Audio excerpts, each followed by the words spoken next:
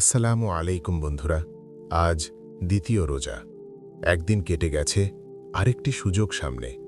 প্রথম দিনের উদ্দীপনা যেন হারিয়ে না যায়, ইবাদতে যেন অলসতা না আসে।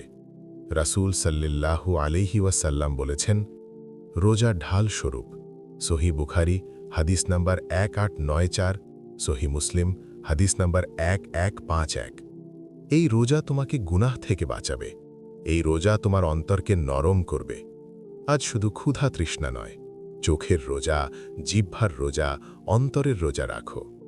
দ্বিতীয় দিনেই হাল ছেড়ো না, কারণ জান্নাত ধৈর্যশীলদের জন্য।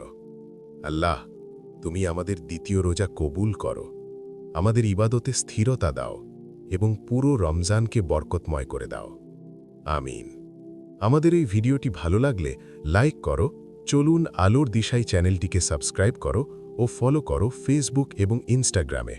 আর দিনই বার্তা ছড়িয়ে দিতে শেয়ার করো। আবার দেখা হবে নতুন ভিডিওতে ইনশাআল্লাহ। আসসালামু আলাইকুম ওয়া রাহমাতুল্লাহ।